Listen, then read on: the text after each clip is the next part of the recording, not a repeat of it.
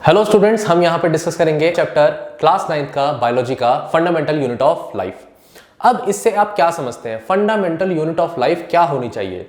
देखो, सबको ये बात पता है, सेल कहीं ना कहीं sir fundamental unit of life होती है। सेल से डिफरेंट काइंड्स ऑफ टिश्यूज बनते हैं, टिश्यूज से ऑर्गन और ऑर्गन से ऑर्गन सिस्टम। ये डिफरेंट ऑर्गन सिस्टम्स होते हैं जिसकी वजह से पूरा ह्यूमन बीइंग बनता है। हमें ये बात पता है। इसको अगर मैं किसी एक इलस्ट्रेशन से बताऊं तो जैसे आपका पूरा घर है ना, और उस घर में क्या है, बहुत सारे रूम्स हैं, लेकिन इस रूम्स में से किसी एक रूम की, वन रूम की अगर मैं बात करूं तो उसमें क्या है, बेसिकली 4 वॉल्स हैं, और 4 वॉल्स में से अगर एक सिंगल वॉल की बात करी जाए, वन वॉल, तो एक वॉल के अंदर कितनी सारी नंबर ऑफ ब्रिक्स है। तो आप क्या बोलोगे, आपका घर कैसे बना है? एक पर्टिकुलर ब्रिक से, ब्रिक की पूरी वॉल से, वॉल के बाद आपने 4 ऐसी दीवारी खड़ी करी और ऊपर और नीचे फ्लोर एंड सीलिंग के रिस्पेक्ट में आपने पूरा रूम बनाया। जब इतने सारे रूम्स को, 4 रूम को, 2 रूम को या 3 रूम्स को आपने मिलाया तो क्या बनता है, आपका घर बन जाता है। ऐसे ही अगर ये ह्यूमन ले लें, एक ह्यूमन है, तो ह्यूमन के ऑर्गन सिस्टम्स, ऑर्गन्स, टिश्यूज और अल्टीमेटली लास्ट में एक ब्रिक की तरह निकल करके आता है एक सेल। तो fundamental unit of your home basically क्या हुई, एक स्ट्रक्चरल यूनिट क्या हुई आपके घर की, एक ईंट। ऐसे ही पूरी बॉडी की एक सबसे सिंपलेस्ट यूनिट क्या हुई, सेल। ठीक है स्टूडेंट्स, तो ये बात आपको यहां पे समझ में आई। अब देखिए सेल क्या है, इसके लिए जो एग्जैक्ट तरीका है इसको एक्सप्लेन करने का, जो एग्जाम में आपको लिख कर आना है, वो ये है कि cell is a structural and functional unit of life. समझ में आ रहा है? एक स्ट्रक्चरल और functional unit of living organism है, बेसिक यूनिट ऑफ लाइफ है। ये 2 शब्द बहुत इंपॉर्टेंट है, स्ट्रक्चरल और फंक्शनल। तुम मुझसे पूछो सर स्ट्रक्चरल कैसे? ये देखो, क्या ये स्ट्रक्चर नहीं है? पूरा घर के रिस्पेक्ट में मैंने भी एग्जांपल दिया, तो ये स्ट्रक्चर ही तो हुआ। तो स्ट्रक्चरल तो सर समझ में आ गया। अब मुझे बताओ फंक्शनल कैसे?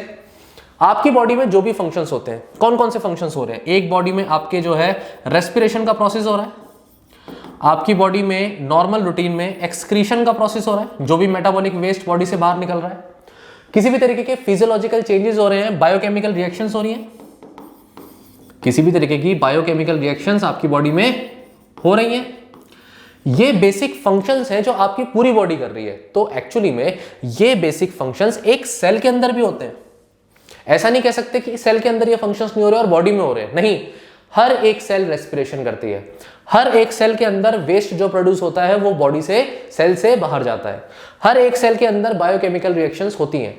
इसीलिए हम कह रहे हैं इसको फंक्शनल यूनिट भी, क्योंकि एक सिंगल सेल भी लिविंग है और वो कैपेसिटी रखती है कि वो सरवाइव करे। समझ में आया स्टूडेंट्स? तो इसलिए सेल क्या है, एक स्ट्रक्चरल और फंक्शनल यूनिट ऑफ लाइफ है।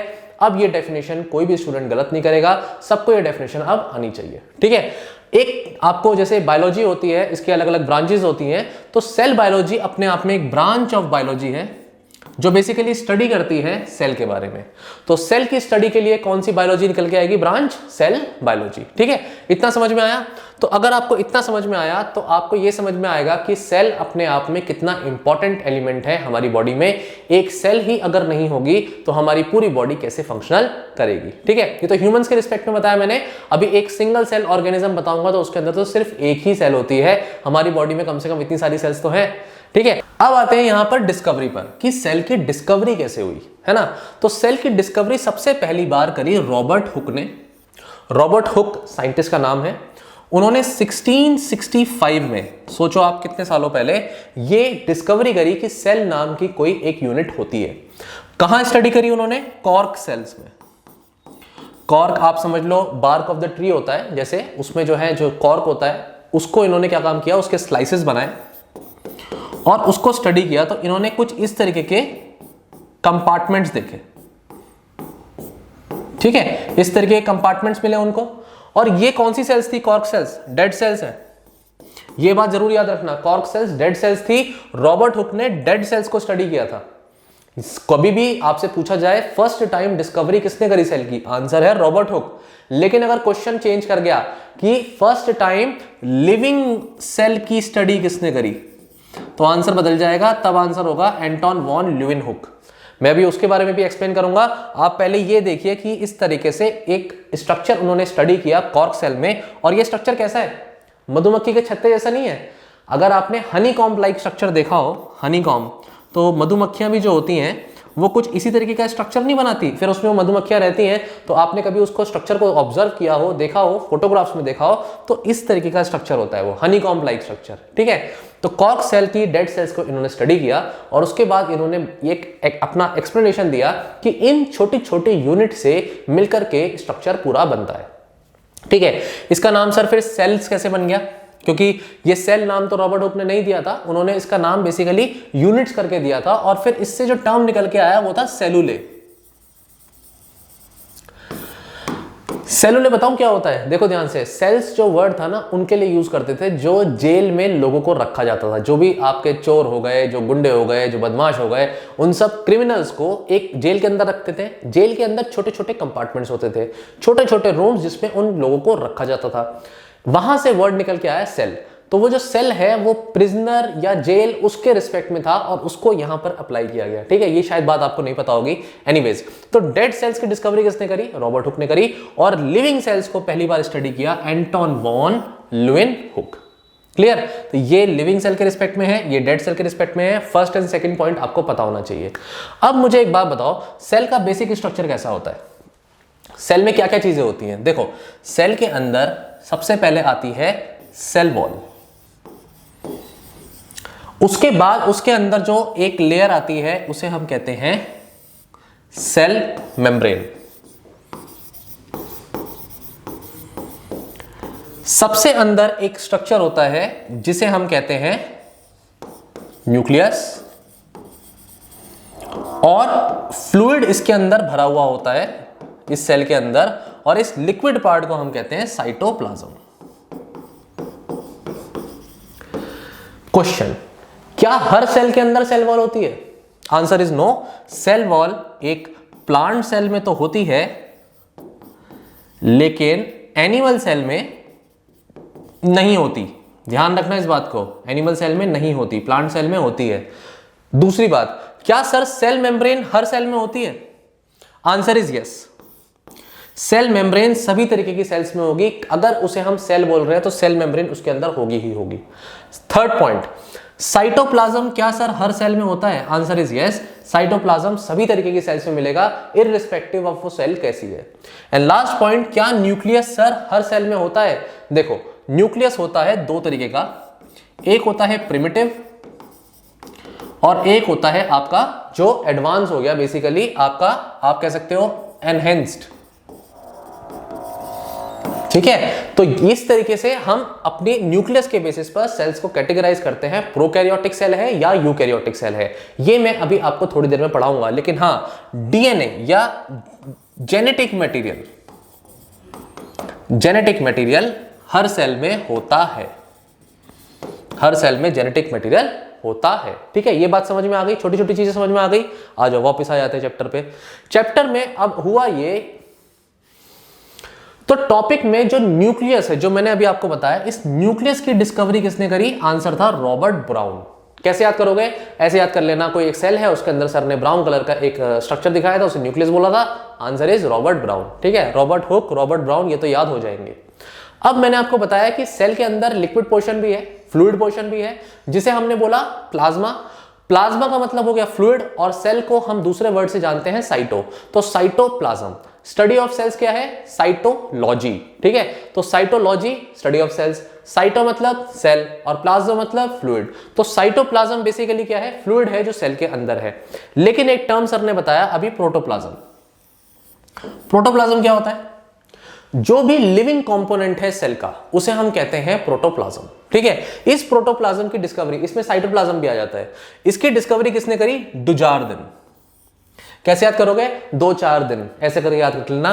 डुजार्डिन वैसे साइंटिस्ट का नाम है, साइंटिस्ट का नाम कभी बिगाड़ना नहीं चाहिए, बिल्कुल मैं एग्री करता हूं इस बात से, लेकिन कभी कभी याद करने के लिए कुछ ट्रिक्स अपनानी होती हैं, तो आप वो ट्रिक यहां अपना सकते हो। इसका लेकिन इसका टर्म प्रोटोप्लाज्म किसने दिया पहली बार? The answer is Purkinje, J.E. Purkinje. अब एक आपको मैं चीज बताना चाहूंगा यहां पर, what is cell theory? What is cell theory? Cell theory में देखो 3 पॉइंट्स हैं, 1 2 3। अपनी लोअर क्लासेस में आपने ऑलरेडी ये पॉइंट्स पढ़े हुए होंगे, लेकिन मेरा काम है आपको यहां दोबारा से बताना। सेल थ्योरी को डिस्कवर करने वाले 2 साइंटिस्ट थे जिनका नाम था श्लाइडन एंड श्वान। श्लाइडन बॉटनिस्ट थे, श्वान जूलॉजिस्ट थे, और इन दोनों ने मिलकर के अपनी अपनी इंडिविजुअल स्टडी करी थी। इस स्टडी को बाद में कंबाइन कर करके सेल थ्योरी बनाई गई। तो इन्होंने ये बोला, सबसे पहला point, all living organisms are made up of cells. Simple. या तो सेल या फिर पर्टिकुलर सेल के बारे में बात कर सकते हैं, एक सेल से बना है या बहुत सारी सेल से मिलकर बना है, लेकिन सभी लिविंग ऑर्गेनिज्म सेल से तो बने ही हैं। ये एक बेसिक पॉइंट है। सेकंड पॉइंट है कि सेल एक structural and functional unit of life भी है। तो मैं शॉर्ट में लिख रहा हूं, आई होप कि आप समझ ही जाएंगे। सेल एक स्ट्रक्चरल और फंक्शनल यूनिट ऑफ लाइफ भी है, ये बात मैंने ऑलरेडी एक्सप्लेन कर दी है। अब तीसरा पॉइंट जो है, इसको ऐड किया जिस साइंटिस्ट ने, उनका नाम था रुडोल्फ वर्चाओ।